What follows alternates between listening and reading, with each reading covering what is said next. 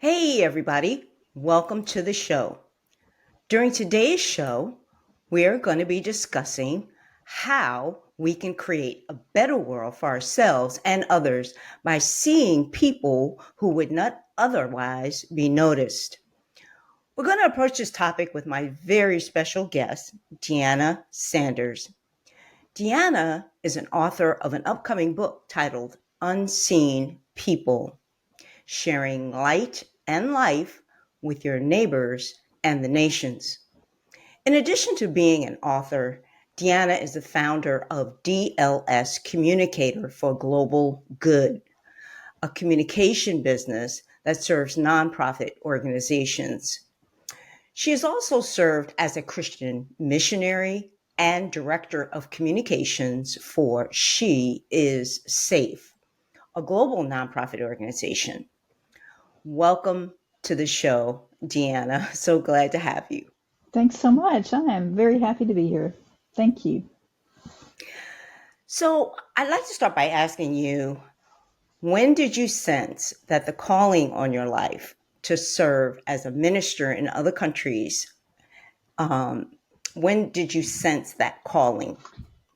Actually, was very early in my development. I'm a preacher's kid from mostly from South Arkansas and a few other southern states. But my dad is a pastor, and he had a heart for the world, and so I caught on to that very early on when he would preach about passages from the scripture that says to go into all the world and to share the good news. And then, as if that wasn't enough, my mother was usually led women's missions organizations, and sometimes they would meet in our home, and I would listen in and hear about all the missionaries around the world and what they were doing. And I thought that just sounded like the best thing ever. And so that kind of seed was planted early on in my life, and that kind of grew as I grew and nurtured that idea and discovered what my gifting and talents were that God had already given me and kind of put those together. So it's probably after my freshman year in college, I'd had a summer missions opportunity to go to actually to Maryland and DC area. Oh, And wow. From South Arkansas to DC is quite the change. Hmm. And for a girl who'd never flown before, a 19-year-old who'd never done any of that, and so the world was open up to me. And during that summer, I did some hard things and saw some hard stuff. And when that was over, I decided that I think that this was for me, and God was calling me to that. So ever since, it's looked differently through the years, but that's kind of where it started. Yeah. Interesting. Hmm. So what was the inspiration for the book, Unseen People? Hmm. So also through the years, I started gathering these experiences, and that gifting I was talking about. It became clear to me that writing was my calling, and so I thought I'm going to put the writing call and the mission into all the world call together. And so started writing the stories about things I had seen all the way from my childhood to work I had done currently, and started a blog. Hmm. In 2011, I think, is when I first started that, and started writing down all these stories. And just over time, I started to see a thread running through that I thought, these stories need to come together. I don't want to lose these thoughts. And the theme was very clear that God had given me opportunity to see people in a variety of situations that were not always seen, that were not always paid attention to, or they were overlooked. And so I started gathering that and putting it together in book form. So, why do you think people often ignore those who are in need? Because it's just easy to do, for one thing. We live in such a fast paced, crazy world. We all have so much on our calendars to get done in the day. And it's not bad things that we have to do. A lot of it is very good things. Uh, but we just get too busy when we're going through the grocery store or we're going to pick up our kids from soccer practice. We just are task oriented and we want to get those things done. And so sometimes God may have people in our paths that He wants us to see and take time to stop, um, but we're just too busy. So I mean that's not uncommon. And it's not to say it's everybody. It happens to everybody. But the other factor is also because of technology, we can stay isolated if we want to. We don't even have to get it. We can have groceries delivered if we want to. So we don't even have to see people. And it takes an effort to go and see the people outside our walls. Thankfully, the world has opened back up since 2020, but there's still things that carry over to keep us. We want to keep our privacy and keep separated from people. And God wants us to build those relationships and see the people. So there's several factors involved, I think, that complicate the issue of building a relationship with people. Yeah, as I was thinking about this interview and about your book, although it's not out yet, so I haven't read it, but I was thinking about how many times too that many of us get overwhelmed by seeing people that are in need. Yeah, How many people have you driven by, yeah, that are, we call it panhandling, but that right. has a real negative Hmm. connotation. Hmm. And also feeling, how can I help that person? Or Right, I don't have any money in the car. If I did, usually I give the money out the window or something like that. But who carries cash in their car right. anymore? Yeah, But just seeing people in that way, and also just feeling overwhelmed or wondering if that person is scamming. There are just so many right, things I think that go through our heads. So even those of us who know the gospel, those of us who have seen Jesus as our mentor, still, I think, struggle with whether you should respond or not respond. right. That is a hard thing to figure out. And I don't know that there's just one right answer. I think maybe it's situational, and it could be where if you are already in tune with the Holy Spirit and what He wants you to do that day, and if that person is on the street corner and you happen to have money in your car and you feel like it's the right thing to do, then it's okay. I think if you're only answerable to God and no one else, and how you live your life is up to Him. But sometimes that person, it's the real deal. They've got kids they need to feed. They're at the end of their rope and they need some help. There's also opportunity to have something else in your car, like a list of people they can call. They give them something to give them some hope other than just taking care of the moment. You don't know if it's a real need or not. You can't know. When I had my church job and I was a missions minister at a local church here, um, that part of my job was to help people in those types of needs. We call it benevolence, those type of deals where they come in and they ask. And that was my job. And so I had to figure out if it was a real deal or not. And so my personal philosophy always was, if I don't know, err on the side of generosity.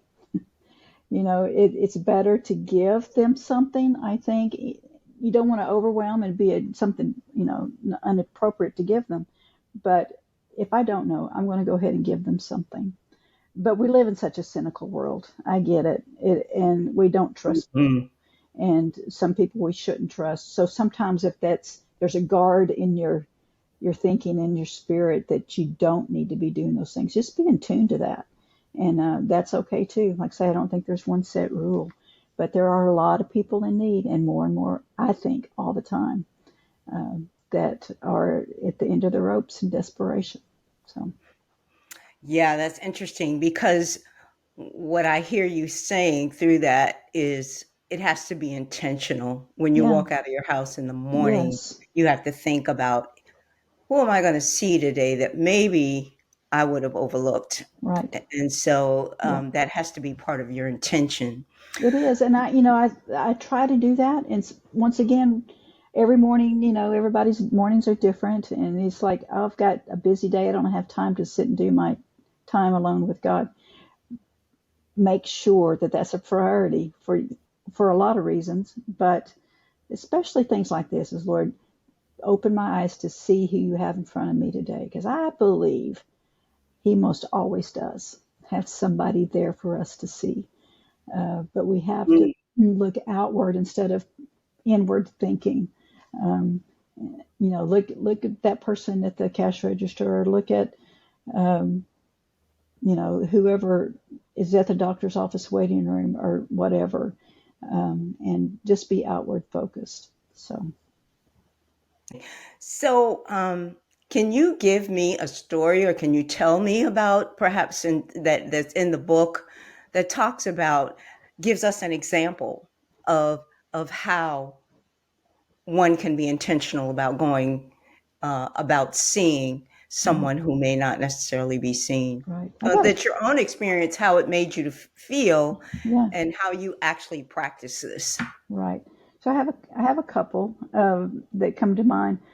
One was my next door neighbor.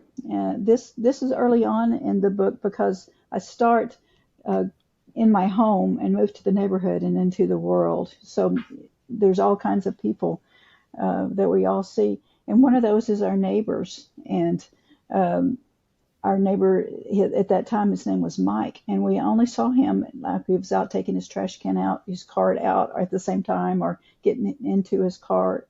And our driveways were right near each other, and so we just had a short little uh, talk every I don't know, a few times a week maybe.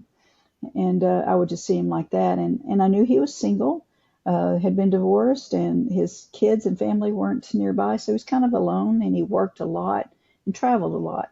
And so sometimes he'd ask us to watch his home for him and that sort of thing.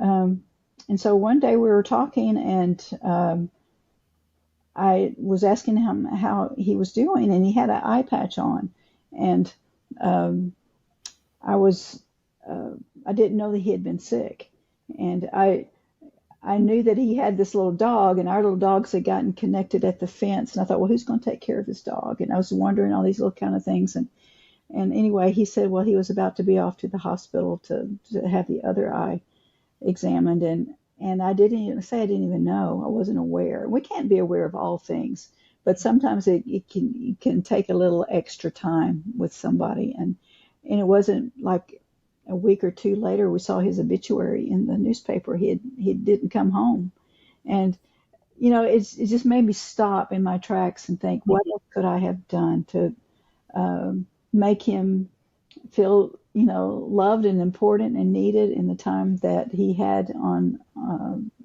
to be our next door neighbor. So it's not, and I'm not trying to instill guilt or anything, but I am trying to instill intentionality, like you mentioned, to take more time. Maybe I could have, you know, invited him over to have a meal with my husband and I, or just build an opportunity for him to be our guest at my church or something, you know, to build a bigger, deeper relationship. And then the other thing that comes to mind is just going through my town where I've started recognizing the importance of knowing people's names and Mm. the identity that a name brings. I did get to know Mike and get to know his name. Um, but what about people that serve you at your favorite restaurants, or uh, the people that are the cashiers at your store or whatever? Sometimes they wear name tags and sometimes they don't. But I've very intentionally tried to stop and get to know that person on the other side of the name tag, because a lot of times we're going through if we're looking down, we're not looking up at that person. That's and a lot of times it's self checkout. There's not even a person, but when there is, I think whenever they are helping you put in your bags and your groceries, whatever, just stop and say thank you and you look at their name. If they don't have a name tag on, to ask them what it is. And every time I have done that, their face just lights up, Mm. because you like to be called by your name, and you like for them to say it correctly, but you want them to say, I say, um, thank you, Rhonda, for helping me I appreciate that. You have a good day. And it's not like it's going to change the world, but it might make her day, make her feel seen and important. And if possible, if you see her again, you can go through the line again and kind of pick up where you left off. And as you do that in the mornings, as you pray, God put people in my path. You put that person in my Mm. path, and Mm. you're aware of that moment in time that God can do what he can do through that short encounter to make himself known to that person. I do not know how that works. It's a spiritual realm thing, but God can do that, and he can bring you in contact with people who need to be seen just at that moment in time, to make them possibly change whatever it is they're doing that day to be on a track to know him better. So Yeah. Would you say then that a lot of people are looking for ministry opportunities, but they're looking for it in the church, in the yeah, structure of the building, yeah, but they don't, like you said, you're actually praying ahead of time before you leave the house hmm that somebody will be put in hmm your path for yes, you to connect with. And something as simple as showing kindness is yeah, actually ministry. it is, it How is. could we, how can pastors, and this show is all about servant leadership hmm and about taking initiative and perhaps that leading to something else or maybe your purpose in life. And so which it has been in your particular case. So I think that this is probably a ministry within itself when you hmm It's a just person, yeah, it's a personal ministry. It's not an organization thing. Um, there are some good things, I'm sure, in most churches where you can latch on to, and that's a good thing. And sometimes that gets you outside of yourself to give you some confidence and experience about how to interact with other people or watch people who've done it, how to do it. That's a fine thing. But ministry is not a one-time thing. It is who you are. Is as you go into all the world, and all the world is in your town, and it is wherever God takes you. Um, so it's like it's a calling. It's not um, just one or two people's calling. It's everybody's calling. To share the light and life with people that God put in your path. Our pastor always says at the end of services, "We've been the church gathered. Now it's time to be the church scattered." And when you leave on a Sunday morning, you're going to restaurants. You're going to go get gas before you go to town. You're going to go see maybe a ball game that afternoon. You're going to go out into all the world. So it's not just going to church is a great thing. It fills you up and gets you ready and equipped to go out into all the world and to be that servant. And sometimes people need to see you do that. It's just a lifestyle. There's a man in our church, used to be a international missionary, but they are local now, and he just has that gifting, and he has nurtured it where he just very naturally talks to people and just gets to know somebody who's serving him a meal in a restaurant, and he gets, "How can I pray for you?" Usually that's a lead in sentence because most people don't mind if you pray for them.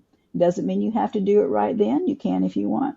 But just to take their burden and let them know that they are not just there to serve, that they are being seen and cared for and made in the image of God, just like all of us. So I admire when it's so natural like that. I wish I had that. I don't. So it is something I have to work on, um, because I'm naturally an introvert, and so I don't really like to be all the people. But um, you know that doesn't matter.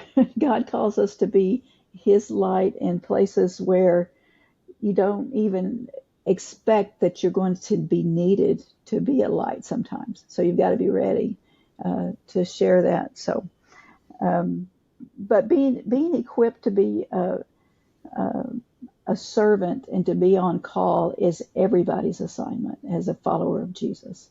It's all of us, and it takes all of us in this crazy, messy world we live in, full of messy people, and they all kinds of needs. I was just a quick example. I was just I walk in my neighborhood most days of the week, and I know a lot of my neighbors, or at least know who they are.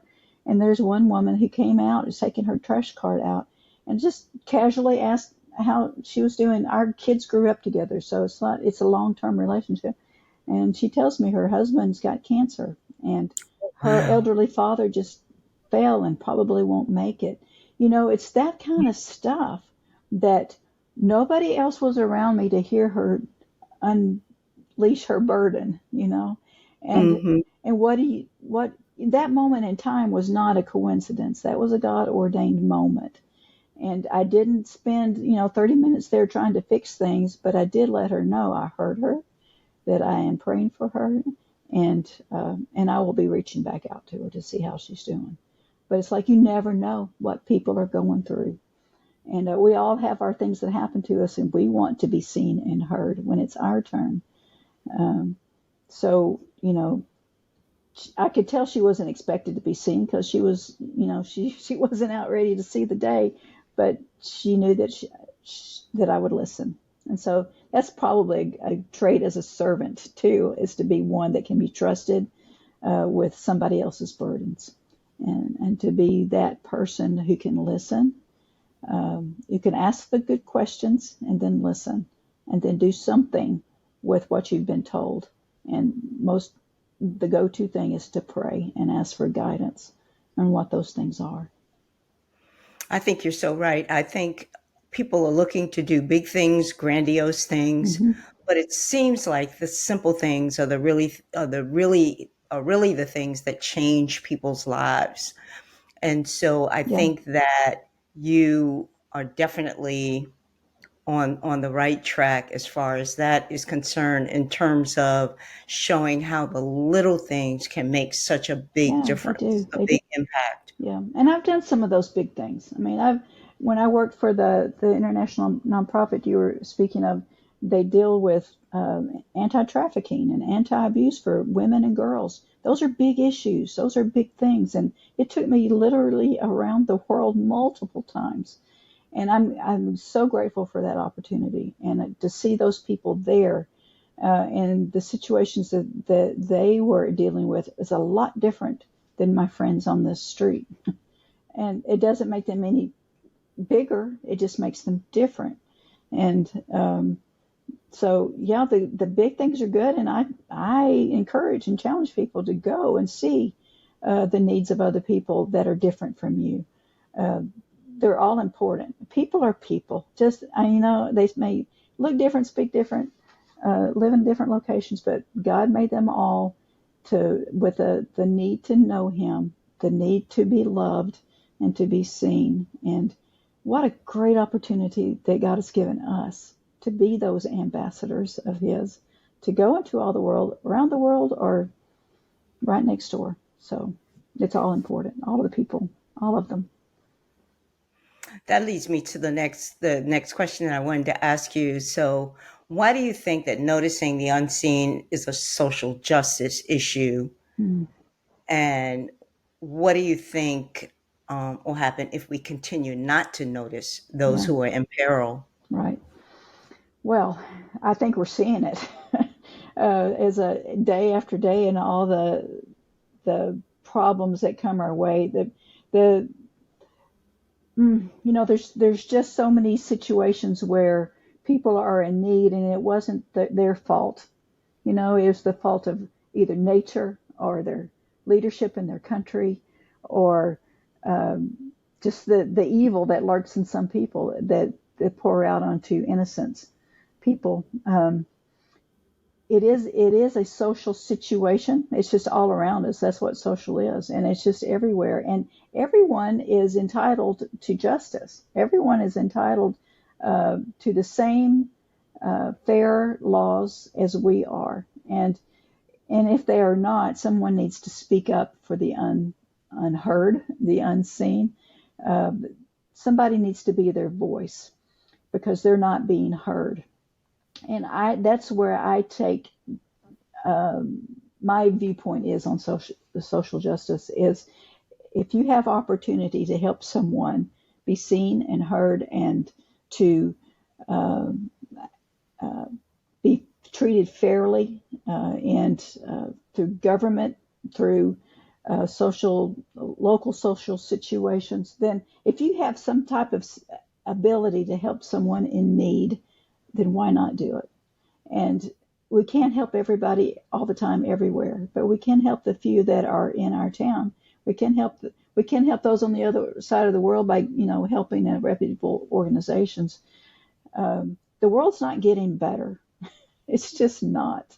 We would like for it. Unfortunately, yeah. It's not getting better, and it is our calling as followers of Jesus to tell them what the answer is, and it's only through Him that it can change can happen. Um, and it's not just asking them all to come into our churches. That would be great, but they're not all going to come into our church walls. So we have to go to them and to their messy situations, and a lot of those are social justice situations. They are, and Jesus didn't shy away from that. You see it all throughout the Scripture that He pushed back on things that were unfair, um, but did it in a way that made a difference in the lives of the people first, but also made a difference for in eternity for all of us.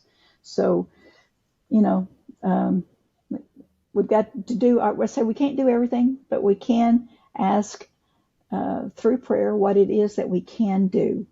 And sometimes it's the little things. It can be something bigger too. You can invite some of the refugees into your home if you need to. Or you can at least be able to help them find safe places to live or supply basic needs that everyone has. So there's lots of ways to be involved in it. But once again, that's a calling for all of us to take care of, as the scripture would say, the least of these.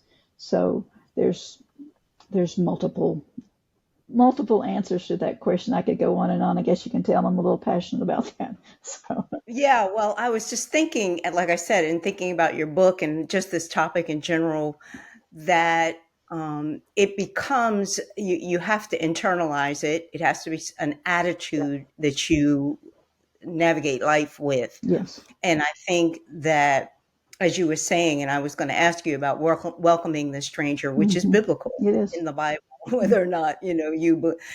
And so we tend to make these things political, but really, when it comes It's down to it, personal. this is what God has Hmm. commissioned Hmm. this Christian to do. Right. Yep. So I also wanted to ask you, within that vein, how do you, and I understand that every person in any language understands giving, if you give them a meal, if you give them something, Yeah. but how do you, in your experience as a missionary, being in other countries and perhaps not being able to speak the language or the dialect, how do you communicate with someone that you don't speak their language, but you want to demonstrate the love of God? Right. That's probably really is really frustrating. And the how I served, I didn't go and stay like years and years. I would go and stay for a while and then have to leave and come back. So I didn't have. If you live in a country, you're going to pick up the language quicker. So I was with people all the time who could interpret for me. And so there was the frustration sometime of saying something and have to go through multiple situations and then get back to me before I even couldn't remember what I was saying. So, that part's frustrating there. I remember one woman I sat on the floor with in Indonesia and just was chatting with her in her home. And she asked me at that point how many times I had been. And I told her, I think it was about 7 at that point. And she said, well, you should speak my language then. I thought, yikes. But I thought, well, you come back and teach me. I don't have anybody around me who speaks Indonesian. Anyway, that I always remember that as, but language is important, is a very important part of the culture. And, I am such a student of culture and I love that. And I see it over and over. If you learn some basics in the language and able to make a connection with a person, if I can say, the greetings, how are you? And, how many children do you have? Things like that. And then I can be able to pull my pictures out and we can just build a bond, just as mother to mother or grandmother to grandmother, and be able to have that experience of sharing that we're the same. We don't not speaking the same language, but um, we're just people. And I saw it over and over again, that language is a barrier, yes, but there's also bridges you can build just by being near somebody. If you're just in their proximity, if they understood that I took the time to come from my country to theirs, they didn't know why I did, but they were grateful that I did, and that I could sit in their homes and drink their very strong coffee and their snacks that they would give. And they loved that. And so we would start there usually just on the common things and then go on to find out what their deeper needs were and always to pray with them. And they loved that I could share with them and then they would pray for me. So it was just a sweet moments, lots of them, of building those bridges. There's a lot of ways to do it, but just being yourself and relaxed and grateful to be in their homes and to share a moment, a slice of life with them. It was always good. Wow, that's fascinating. You've shared a lot with the audience about how to just begin this journey with showing the love of God just through your actions. How can people reach out to you? I can't wait to read the book. When do you anticipate the book will Oh, be I coming out? just found out it's not probably going to be till summer next year. Oh, It's a okay. while, so but that's okay. I've That's learned it to okay. Yeah, that's be the way that it's works. the way Yeah. publishing works, and I get it, but it's hard. The wait is hard. That's another whole topic about being patient in the wait. But in the meantime, I am sharing. I continue to share stories, some of which are in the book or blog, or whatever, on it's a Substack location that I have. But uh, people can find me at deannalynnsanders.com. That's my writing website. And I have a page there just about the book. And so people can go click on that and see what's coming up. And they can also subscribe to that newsletter I just mentioned called A Good Word Wednesday. And so every Wednesday I share what God is doing in my life that week and a word that He's put on my heart. So this week it was interrupted. So it was a part of a sermon series my pastor started at church, but interrupted is such a good word. God Mm. intervenes in the lives of people to get their attention. And sometimes that leads to seeing the unseen. So anyway, do that. Go to my website and find out all the information. And um, all the information is right there. It's easy to find. Well, great. Well, I think we'll land our plane there. Okay. And thank you so much for coming on the Enjoyed it. show. Thank you. I really enjoyed talking to you about this topic. Thank you.